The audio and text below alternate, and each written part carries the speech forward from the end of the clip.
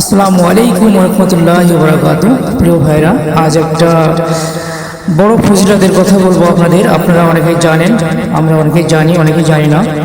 সেটা হচ্ছে সূরা হাশরের 3 আয়াত। এটার ফজিলত অনেক। যে ব্যক্তি সকালে এবং সন্ধ্যায় তেলাওয়াত করবে তার জন্য 70,000 ফেরেশতা দিন ও রাত দোয়া করতে থাকবে।